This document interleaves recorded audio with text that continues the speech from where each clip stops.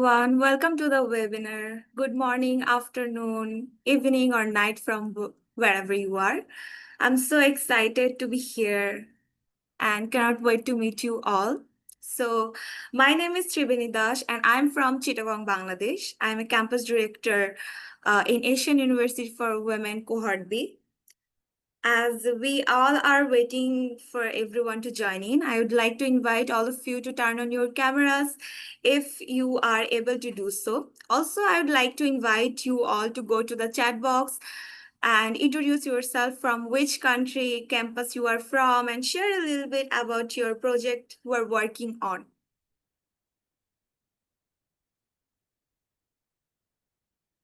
I can see Sambita from, hello. I can see people from Pakistan, from Bangladesh, from Nigeria. You can also raise your hands if you want.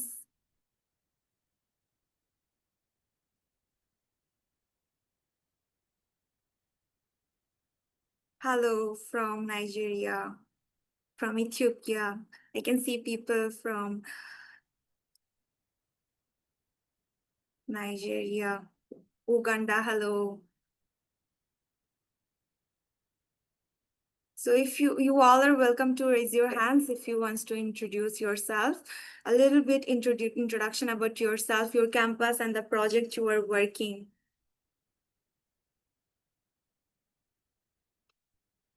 So today we have a very special speaker, Kavya Krishna. We will do an official introduction of the speaker later once everyone is in here.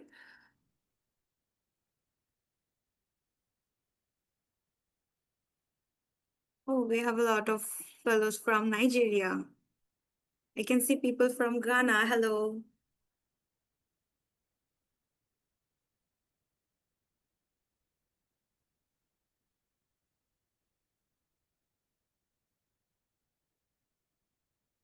Hello from Iran.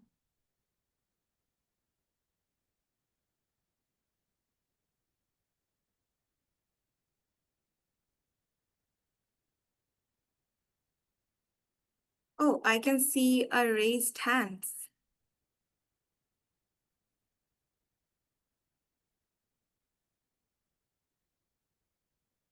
So, so I can see Habibat. So do you like to unmute yourself and talk about yourself and your projects and your campus?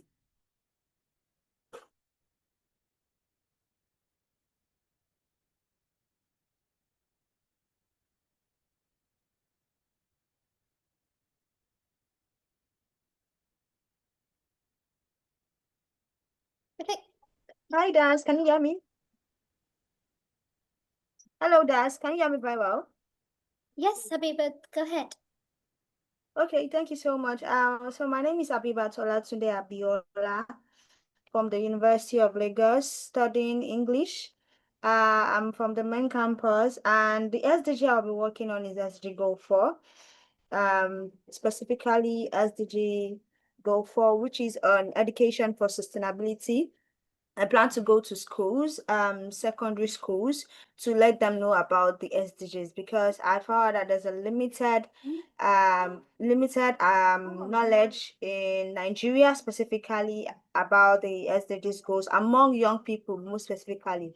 So I want to bring this awareness to young people because I believe catching them young is also a way to tackle what challenges in the world and also to find solution. I think it starts from the upwards from the children. So I plan to teach them about the sustainable development goals, about values, knowledge, and the things they can start doing right from their society. Thank you so much, and it's nice to be here. I'm excited to see everyone here. Thank you so much, Habibat. Nice to meet you. I would like to ask Joy Okoy. Can you please unmute yourself and introduce yourself?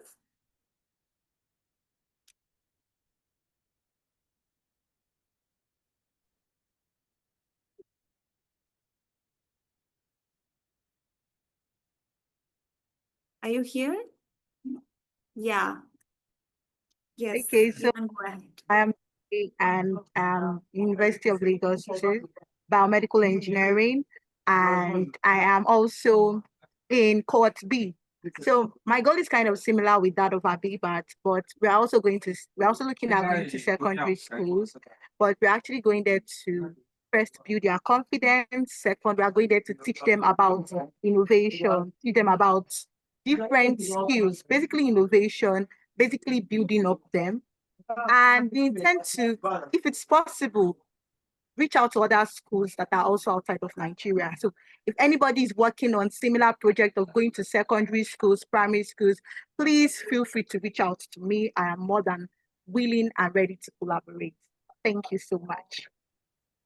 Thank you so much, Joy. Nice to meet you. I see another hand from Rukia. Would you please unmute yourself and introduction?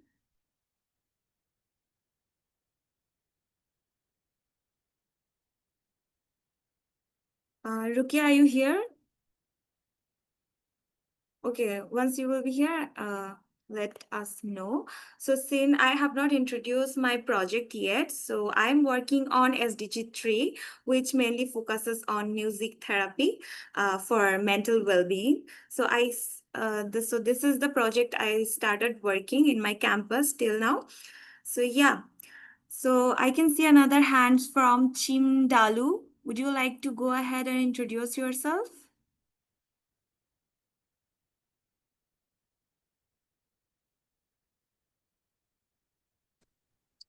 Hello, can you hear me? Yes, I'm hearing you. All right. Good day, everyone. My name is Chim Dalo, and I'm from Ebonyi State University in Nigeria. I'm working on SDG 5, which is about gender equality. And it's all about reaching out to females in secondary schools to sensitize them on sexual rights and their reproductive system rights. And then we're also going to look at educating them on legal literacy so that they actually know their constitutional rights and know that the law is for them when it comes to gender-based violence and female genital mutilation. So it's just practically sensitizing them on how to protect themselves and what to do when they are victims. And also imbibing them leadership capacity to pass on this knowledge to other girls in their community. That's like the general idea. Because in my state, there is still high level of gender-based violence. It's very rampant, especially amongst adolescents. That is why we chose this project. Thank you so much, and I'm happy to be here. Thank you so much. Nice to meet you. Don't forget to put your LinkedIn IDs on the chat so that you can connect with a lot of people. We are having a little bit difficulties to connect with our guest. She has some delays. So meanwhile, I would like to ask Barnard, can you please go ahead and introduce yourself? Okay, so my name is Bernard, just like you rightly heard. I'm in the University of Cape Coast in Ghana, and then my team and I are working on three SDGs. We are working on SDG 3, 4, and 8. Okay, and then we are currently working on something on students. We realize that students often have the burden to manage their own academic pressures, their mental well-being, their career path, their digital navigations, and all that on their own. So we decided to introduce an initiative called Thrive 360. So here in the Thrive 60, we have the mental health well-being hub, we have the academic and career hub, we have the digital citizenship and safety hub also.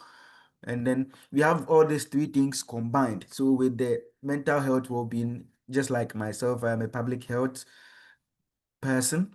I did my public health as my first degree, and I'm currently reading optometry as my second degree. So we are looking at that as well. And then we are going to look at the academic part, just like I said, we are going to teach them how to prepare their own CV, their interview coaching, and all those stuffs. We are also going to look at how to build a positive digital footprint. we are going to teach them a whole lot of things. So I think this is basically the kind of work my team and I are embarking on. Thank you so much. Nice to meet you. I can see Iniola. Would you like to go ahead? Yes. Hi, everyone. Good morning, Hello. or good afternoon, wherever you are. I'm Eniola Omogbai. I'm a junior third year biology major, public health minor at Spelman College, and I currently serve as the campus director at Spelman College. And as of last year, I was opportune to start a project with the Millennium Fellowship as a Millennium Fellow called Girls Working Together, Women in Tech. And through this program, we're able to kind of bridge the gap between access to STEM and access to technology for young girls growing up or young women growing up in Nigeria, ranging from the age of um, 14 to 20. And we did this by introducing different programming languages to them, free, of course, and also weekly seminars with women that are currently doing amazing things in the tech spaces. And moving forward, we are also looking into getting more funding. So as we go forward, next year we'll be providing the people that are in this program with access to laptops and also access to network usage so they can be able to utilize most of the opportunities that we're providing them to the best of their to the best. And that's why I'm also excited to be here today because our speaker will be talking more about how we can continue to improve access to technology for young ladies around the world. So thank you. Thank you so much. Nice to meet you. Uh, I hope Rukia, you are okay now. You can, would you like to unmute yourself?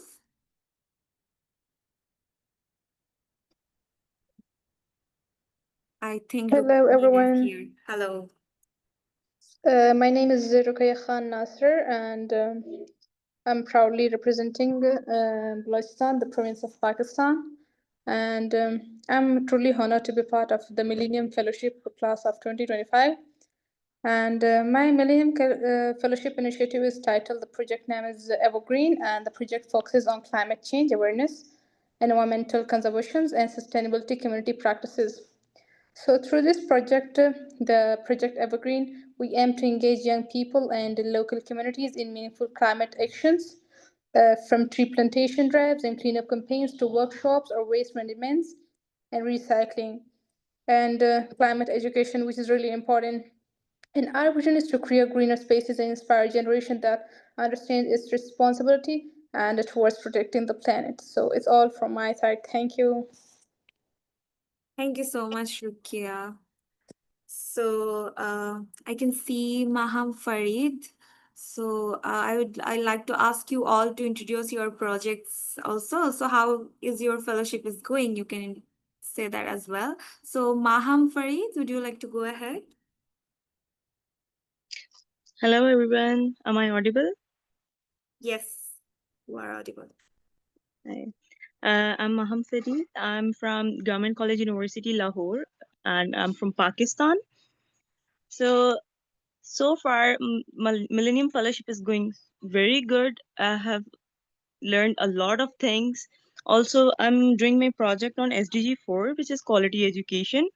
As we have slum communities in our country where there is like no culture of education, as they cannot afford it, so these children go do child labor.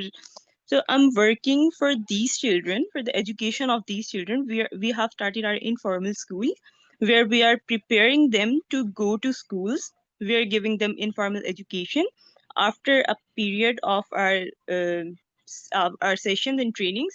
We'll get them enrolled in our government schools, as I truly believe that education is a right and not a privilege, and it is also our constitutional right. So yeah, we're getting them enrolled in government schools.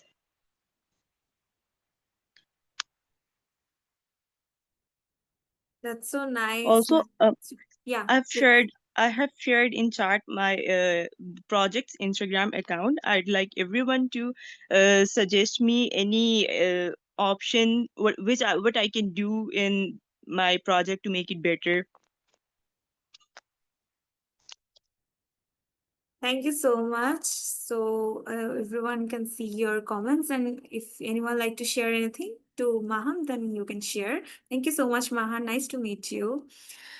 So I can see in the chat there's a lot of people who actually messaged and talked about their projects. Thank you so much. And I can see another hands from Shubhashini. Would you like to go ahead and introduce yourself and your campus and a little bit about your project? I hope I'm audible. Yes, you are audible. All right. Hello, my name is Subhashini, and I'm from Gujarat National Law University here in India, from Gujarat.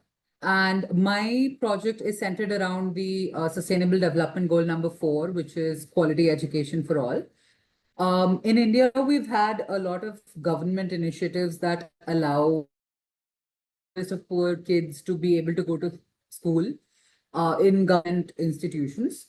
But what we currently lack here is skills or subjects or anything that can help them actually get meaningful employment or something that can help them upskill so that they're able to pursue higher education or say themselves meaningfully.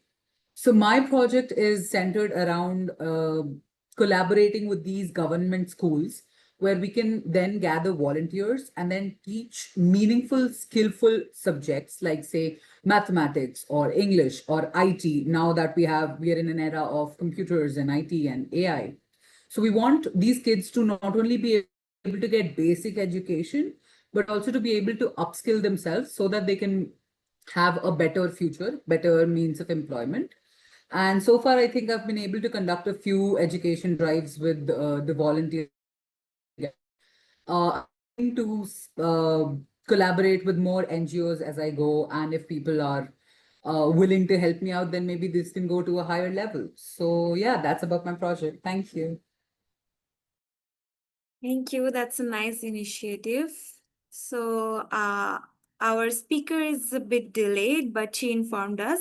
So, she is joining shortly, and thank you all for your patience. I can see raised hands from Victoria.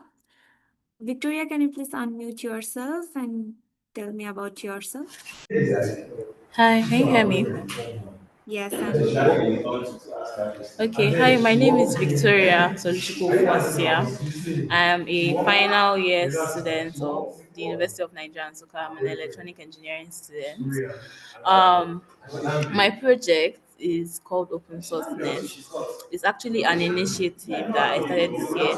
It's aimed at bringing everyday people, like, because a lot of people don't know about open source. So we're here to bring everyday people to open source, help them to learn about open source technologies, how to contribute, how to use it. And basically, we are here to show people that they can, make a difference through contributing to open source. They can impact their lives already, and they can be able to really, you know, put their voice into the change they want instead of complaining. There are lots of open source products that allow people to suggest changes and contributions, e.g. Wikipedia. And also there are lots of digital public goods that are free for underserved communities to use, right? So basically, Open Sourceness is just here to raise awareness about it to open underserved communities, to Africans, and yeah, we've been going well. We had a physical event just this October 11th. I think I'm supposed to even fill a spotlight form so that yeah, it can also be spotlighted. But we had a physical event in collaboration with Mozilla Common Voice. There is a contributor ton. So it's basically to contribute our language, our Igbo language, to their open source data sets so that it's more represented there. And yeah, we've been having different workshops. That's great to hear from you.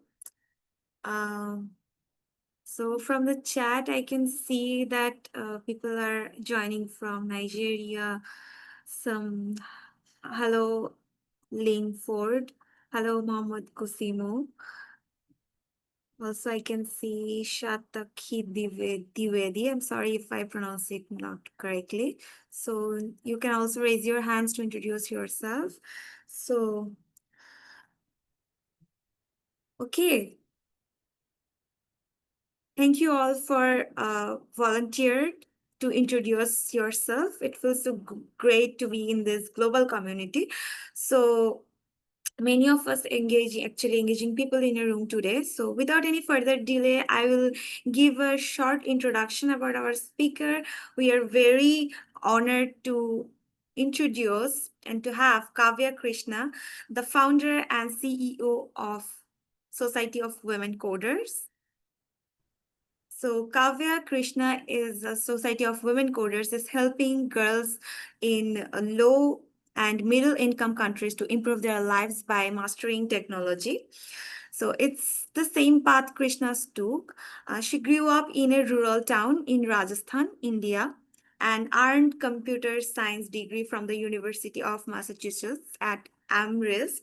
Since Krishna's founders SOW Coders in 2019, she says the nonprofit has taught coding tech skills to over 40,000 students at 423 schools in 57 countries. SOW Coders was accepted into the Harvard Innovation Lab incubator. Without further ado, the stage is yours, Kavya Krishna, ma'am. You can go ahead. Thank you so much, Tribini, for the amazing introduction. Hi, everybody. Lovely to meet you all. Thank you so much. I apologize for the delay on my end. I was a little caught up in another call, but I'm really glad to be here and to be able to speak to all the fellows. As Tribeni said, my name is Kavya Krishna, and I'm the founder and CEO at Society of.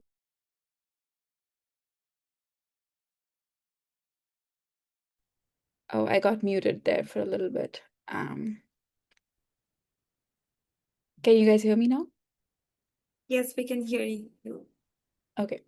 Yeah, I'll give you a little background on where I'm from, what did I do, and my career journey. So, I was born and raised in a small town of India, Rajasthan, called Bharatpur. From there, I got the opportunity to go and study at University of Massachusetts in Amherst for computer science. After finishing my degree, I was working as a data engineer with this company in New York City called SiriusXM Radio. And I was working on their data engineering team, and I realized that I and my friend Farah, who was from Haiti, we were the only two women engineers in the entire floor. And that was quite surprising, especially in America, in New York. We thought there's going to be more of us. And then we heard of this organization called Girls Who Code, who was doing phenomenal work in North America within the schools. But this is 2018, and we were from India and Haiti, and we didn't hear of anything like that in our countries, and that was reaching regions where we came from. So at the time, we thought that we would bring together a community of more women engineers and females in tech. So we created a little group called Sisterhood of Traveling Coders. And it was really just a Facebook community at the time. We would host lunches and community events for female engineers in New York City. And then it became a little bit bigger because we decided to start traveling and teaching. So what that meant was Farah and I thought, let's set up a 2-week coding boot camp. We've just completed I had just gotten out of college, and I had an idea of what the colleges were teaching, and I felt like there was a gap that could be filled between, giving girls enough exposure about what is out there. I'm sorry. So we decided to design a curriculum for girls in website development at the time. Now everything is different. Now we have prompt engineering.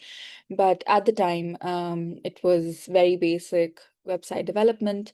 And we would travel with these women engineers to different developing countries in the world and conduct these coding boot camps. Now, we traveled like this. This gave me the opportunity to travel and teach in 12 plus countries, and collect data, meet women, and just overall, sorry, yeah, and just overall understand the industry, understand the field. Um, and then while I was still working in data engineering, I got promoted to be a senior analyst within the team in about year and a half. And then for another 2 years, I continued working with the company in a full-time capacity while also building Society of Women Coders on the side. Um, and then in 2021, I decided to take the jump and start working for Society of Women Coders full time because we got the funding and the community to be able to do so. So since 2021, I've been working on this full time.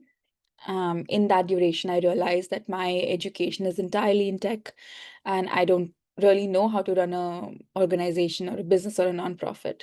So I used my story to apply to colleges, to master's degrees, and I designed my own 1+1 master's degree program where I got into Masters of Education at Harvard and MBA at Oxford.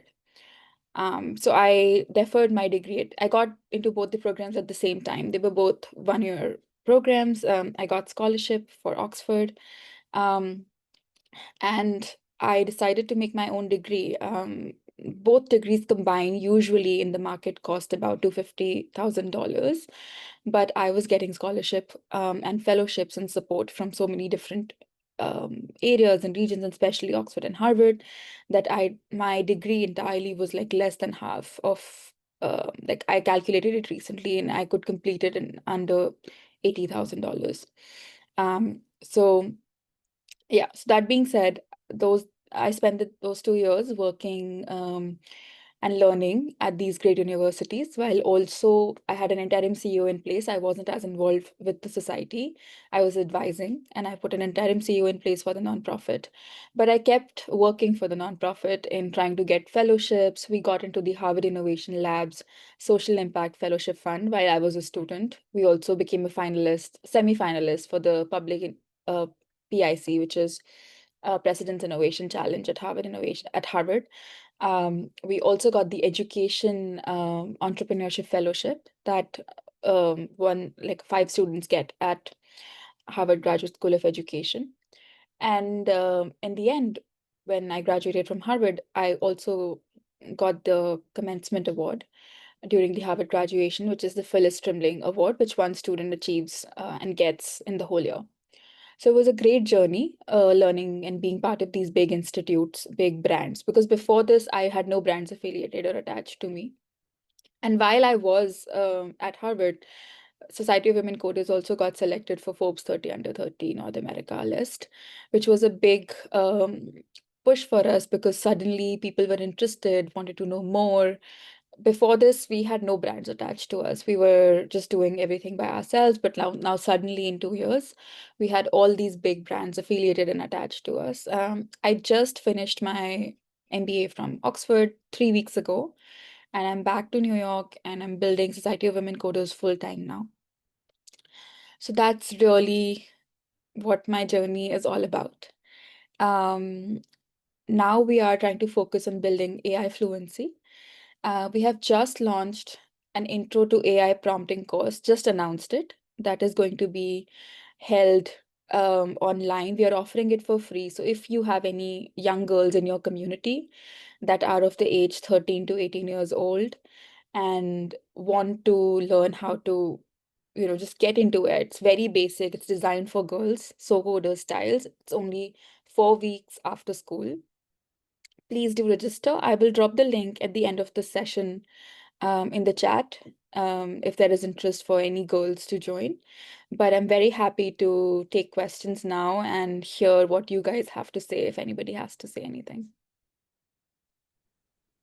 Thank you so much, Kavya Krishna ma'am, for sharing such nice things. So now we will dive into our Q&A session. I would like to invite all of the fellows to come and put your questions either in the chat box or you can raise your hands to ask on the stage directly to Kavya. So here I'm going to ask some of the questions from my side actually. So in the meantime, I would like to ask the fellows to don't forget to drop their questions in the chat or you can raise your hands. So I have a question that you have worked with multiple government and civic agencies in multiple countries, developing countries. So what advice can you share with us about building ties with governments, civic agencies in a way that is truly representatives of the needs of the community? That's a very good question. Um, yeah, so I think one thing that I believe that when you're working with government officials is you need more time and energy to invest in that partnership because the response rate that you get, usually government employees are undersourced, um, overcommitted to projects. So they have a lot going on their end. So you need a longer time period to like build a relationship with them. And the communication cycle is longer. Like if I were to crack a partnership um, with a corporate in 3 weeks, it would take me 6 to 7 weeks to crack the same partnership with a government or a government official. So I would say like anticipate that, keep that in mind that forming a relationship and a long-term commitment with a government takes a longer period, a longer duration, and more to and fro. Um, and then the civic responsibility part, I think we live in a very public world now. You can do your diligence on who thinks what are they putting out there, what are they committing to. And if it aligns with your ethos, if it aligns with your ethics and the organization you're building, only then you should go ahead and collaborate with them. Thank you for your response. Yeah, that's a very good strategy. So the next question I have that living as we are in a society that makes it more difficult for women and others marginalized group to access digital literacy, including like coding with your work with SOW. So have you and the organization been able to address the deep-rooted grassroots issues that makes this space so inaccessible? Um, like you mean like why is this space so inaccessible or like to what extent? I mean that have you and your organization that address this type of problem that inaccessible for the women or any kind of difficulty you guys faced? I think it's very scientific at this point. There is facts and statistics to back this up.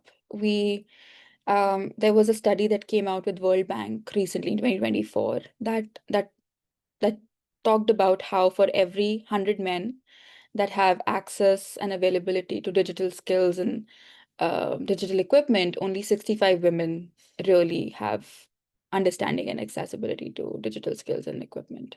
That's not to say that we don't need more boys to learn more about and it doesn't. I'm not trying to say that's to stop that or that's a problem at all, but that's a problem I have picked to solve, because that's what I did and that's how I using digital learning, digital skills, a career in STEM to become financially independent is what I did, to grow in my life, and I feel like that's the cause I can fully commit myself to. Thank you for your response. I think most of the fellows can actually agree to this answer as well. And I asked this question as I studied in Asian University for Women. We have like a lot of women in our community from different countries and also from there is some particular group of people like Afghanistan. They are actually in their this type of facilities. They're actually not possible to access for most of the women. So yeah, thank you for your response. So I have another question. So we are basically we are in an age that technology innovation. So this is not always human centric. So there are many millennial fellows who are interested in intersection technology and innovation and other impact. So what should we keep in mind while incorporating technological solutions? I mean, to issue that actually communities face today, how do we ensure that it's truly for the people? In my opinion, I think all technology is for the people. That's the point of technology.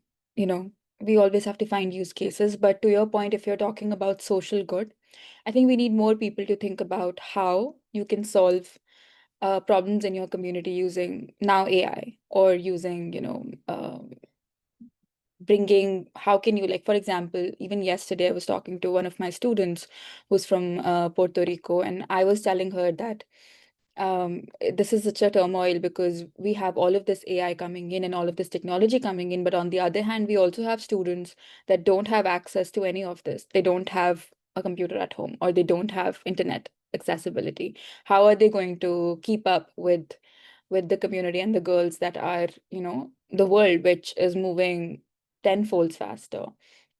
So to which my student said that, to for her, because she didn't have a computer, she told me that for her, she goes to a lab nearby and tries to spend an hour, like she's, built a contract with that lab school, and she tries to go there and learn whatever she can. And we need more and more people who are willing to put time and energy into learning and getting themselves acquainted with the new technologies. So yeah, so that being said, people who are interested in the intersection of technology and want to learn more, um, I think they have to take more initiative and spend more time understanding what are the social entrepreneurship use cases of technology and specifically AI in this world and age.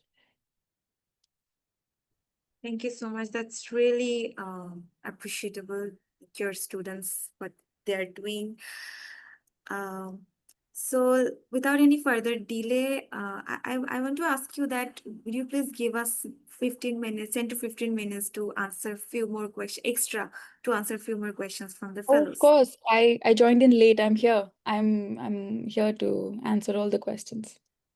Thank you so much. So I'm going to the question answer session with our fellows. So first question from Boluwatife, that she asked that what are major challenges you faced and how did you overcome them? Did you feel overwhelmed at some time? What are the major challenges I faced?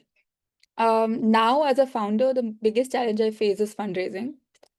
But but growing up, I think I didn't have any role models around me who were founders. Most people around me were actually I'm the first financially independent woman in my family. So to just have that mindset that women need to make more money, make their own money, and why it is important, I think it took me a lot of years to understand the value in it and then stick with it. What was the second part of your question? Challenges and if I feel overwhelmed. 100%. I think for the last 2 years, because I have been a student, I transitioning from working full time to being a student, especially when you've been working full time for, you've had 8 years of experience in your career, was very challenging. But there's also this constant pressure of wanting to make the most of these opportunities because not a lot of people like you get these opportunities. So there's always this constant pressure of how do I make the most of the Oxford ecosystem, or how do I make the most of the Harvard ecosystem for because I have all these girls that are, part of my community and part of my group that are in a way looking up to me. So I think that was very overwhelming. But I'm grateful that it has been incredibly humbling and a beautiful experience. Thank you so much. That's really encouraging. I hope Bollywood Faye, you got your answer. So we have a raised hands from Iniola. So would you like to unmute yourself and ask the question to Kavya? And meantime, the fellows, I'd like to ask you to ask questions in the chats as well. Iniola, are you here?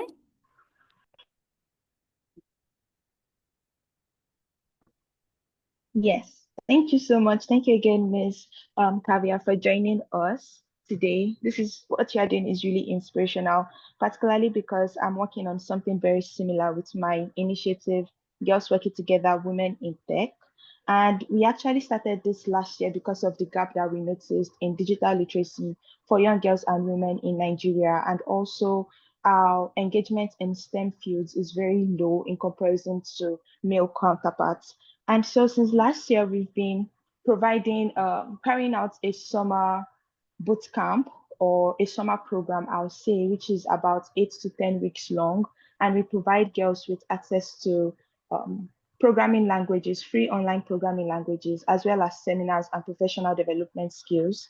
And this year we incorporated a capstone project where at the end of the program, they were able to critically think about an issue in their community and find a way to create a project that will integrate both the skills that they've learned and also most of the skills that they've noticed from our speakers that came to communicate or speak and share their journey with them.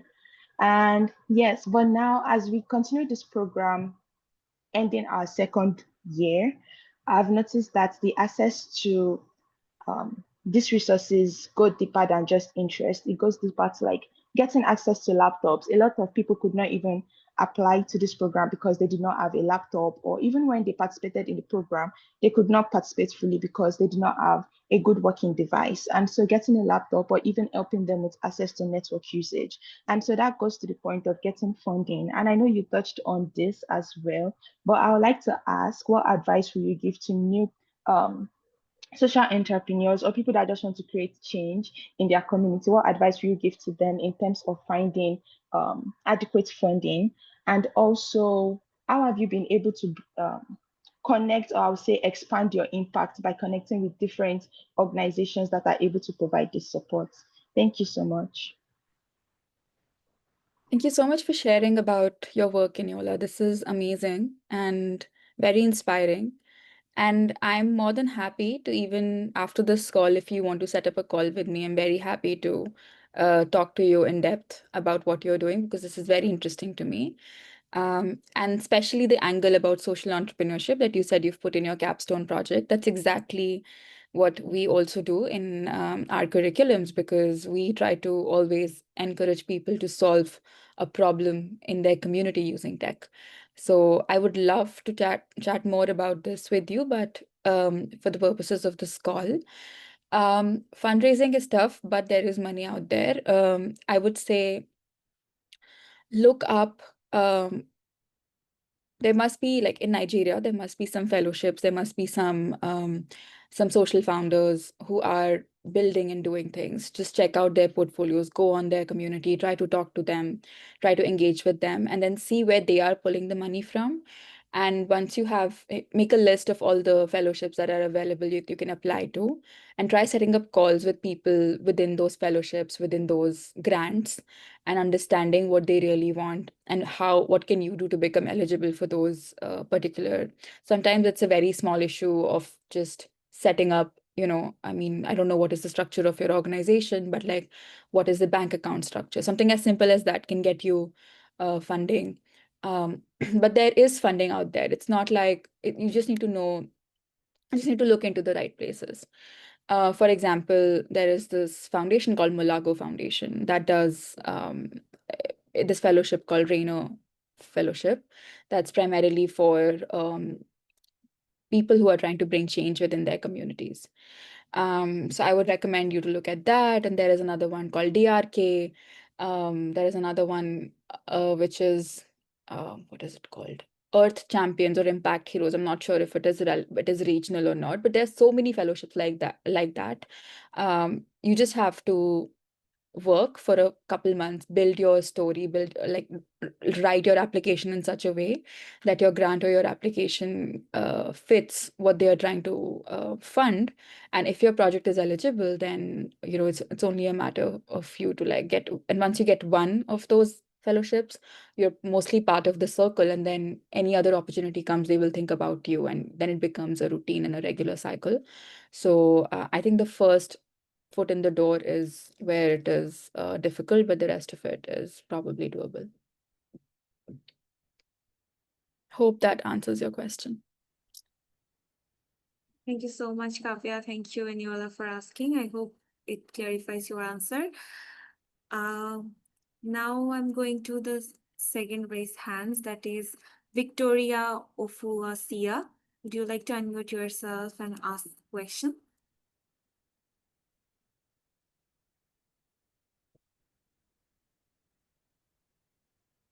Hello, Victoria, can you hear me?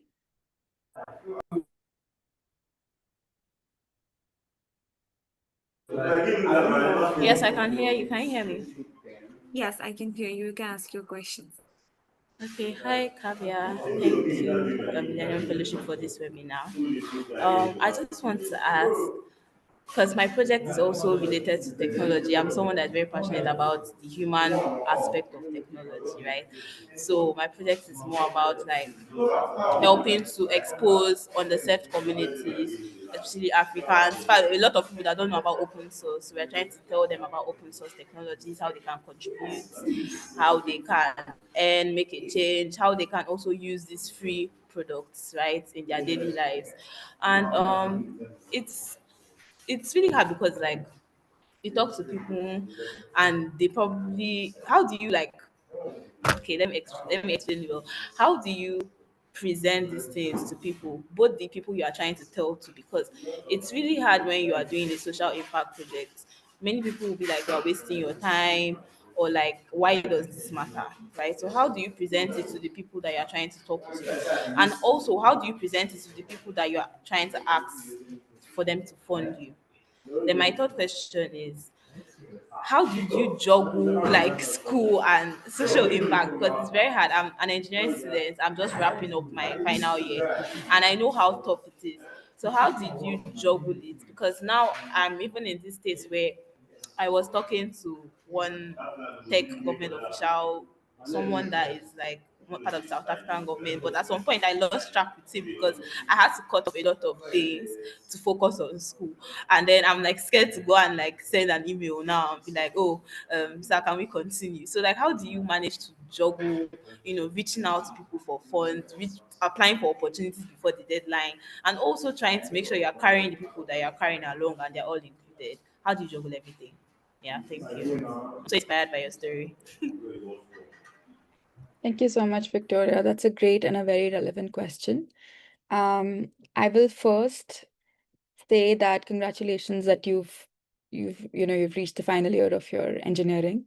That's amazing, and that's a big feat to be proud of. Um, yes, and also congratulations that you're one of the few engineers who's probably thinking about social good and who's focused on something that is so different and niche. Um, so I'll answer the first part, that how do you justify it when people say that you're wasting your time or whatever. Um, I always like to go, my approach is always fact-based. I always tell them about what is, out there. Why am I doing this? Because no one else is, and then there is clear data to prove that this needs to be done. Something very simple.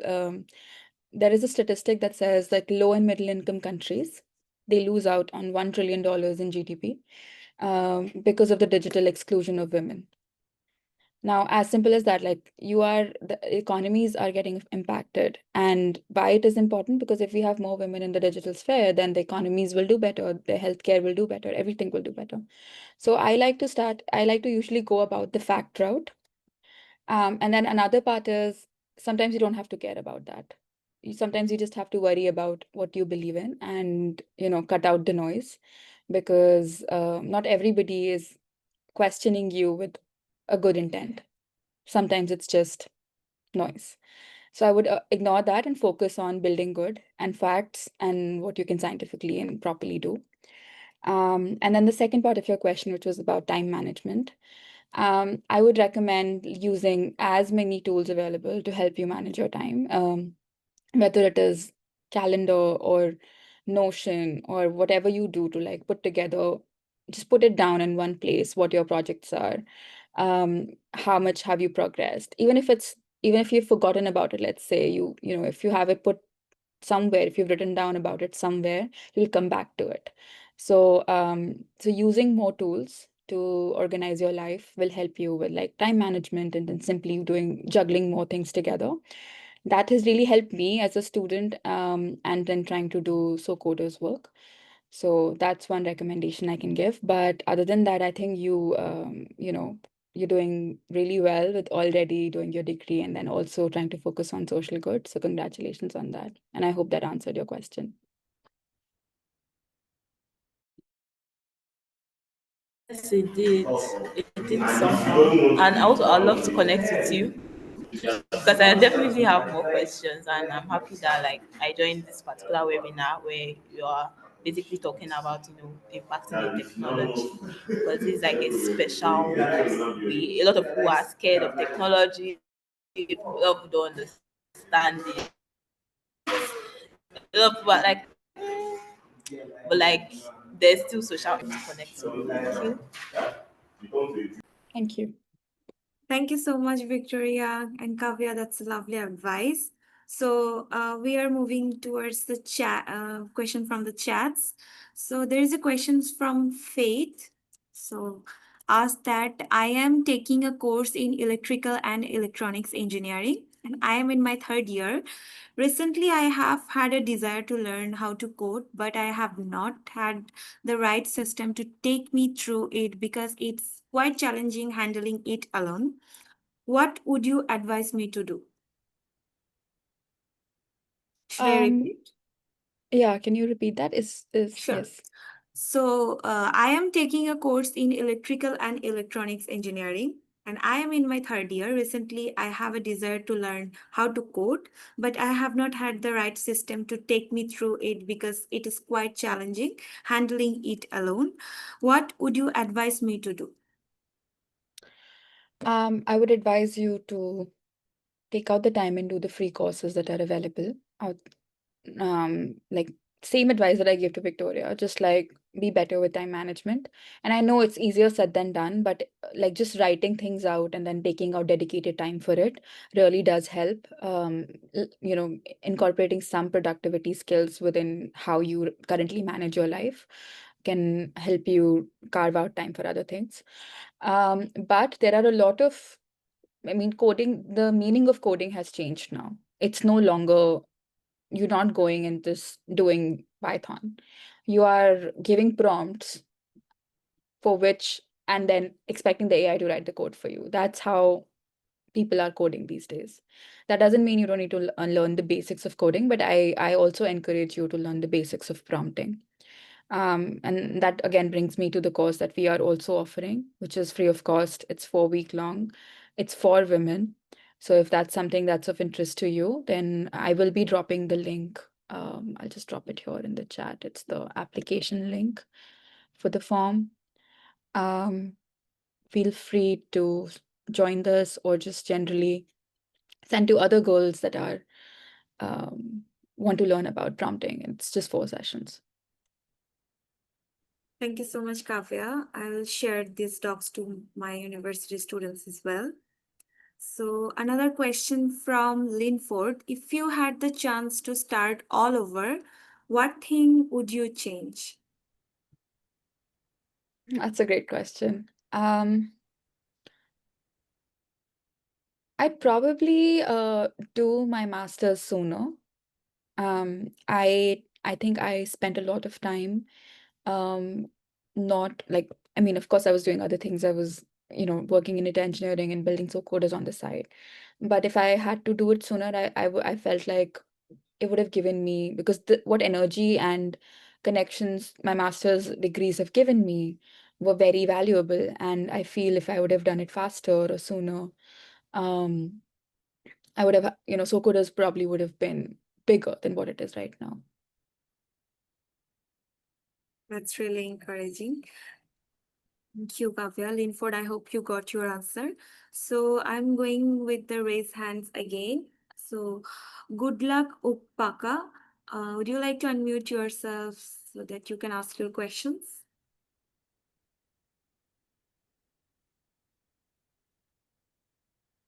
Can you hear me? Good luck. Okay. So till then, I'm going to Shubhashini Singh. So would you like to unmute yourself?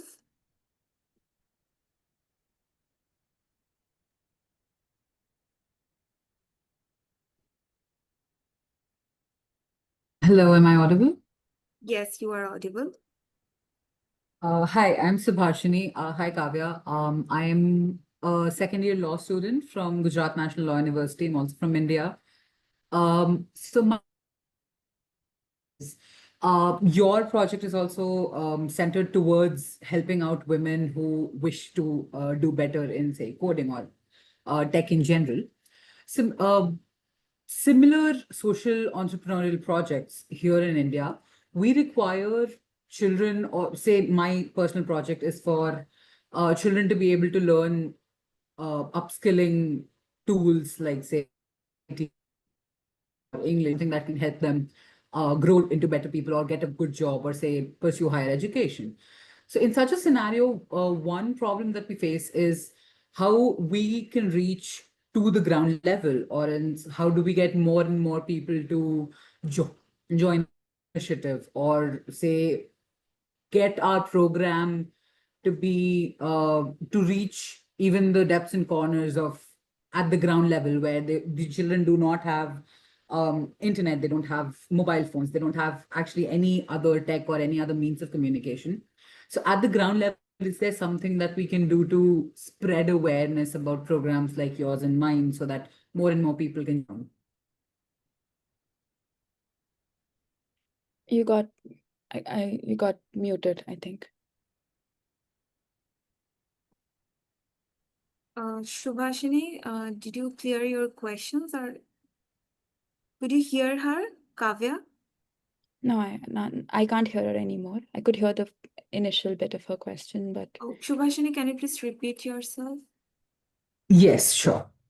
Simply, the question is, how do we take more initiatives to reach the ground level and make our programs to be more widespread, and so that people know about it, so that more awareness there in a better way?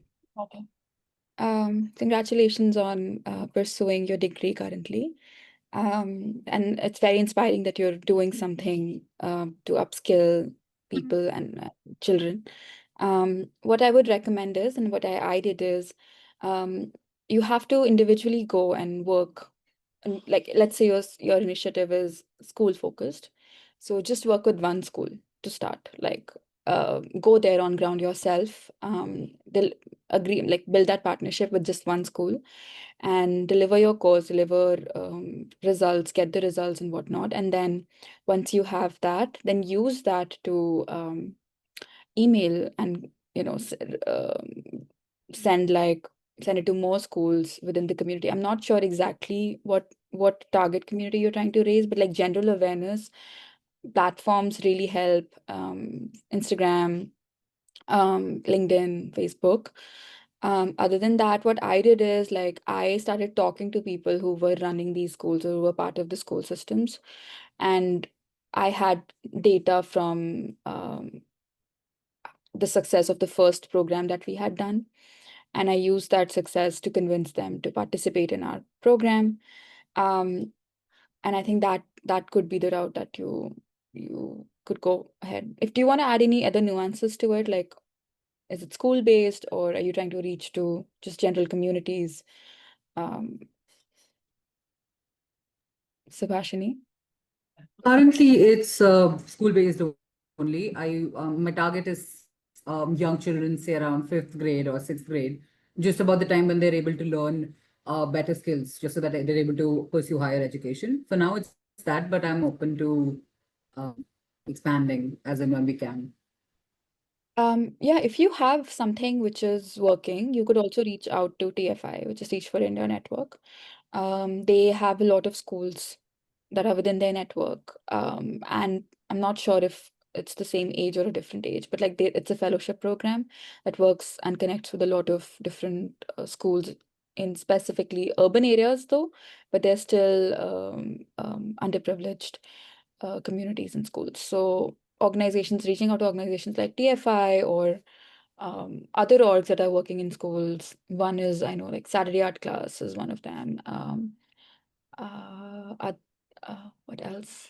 Labya is one of them. These are some orgs that are working in education in India in schools. So maybe that could be helpful. But I'm happy to like chat more, or if you have more questions, answer them on by LinkedIn or something else. That does help, Kavya. Thank you so much. And as a first generation woman from India as well, I'm very inspired by your journey. So thank you for sharing it with me. Thank you, Subhashini. Thank you for your question. Thank you so much. I have a question from Good Luck that he actually typed it. So during your journey, have you ever organized any programs for people with disabilities in your community before? And what has you achieved so far? Not specifically. We've not organized something specifically, but we did have participants who were disabled as part of our programs. Like one that I can remember is we did we did a camp in Haiti a long back, and there were some girls who were physically disabled and were traveling to the camp to learn.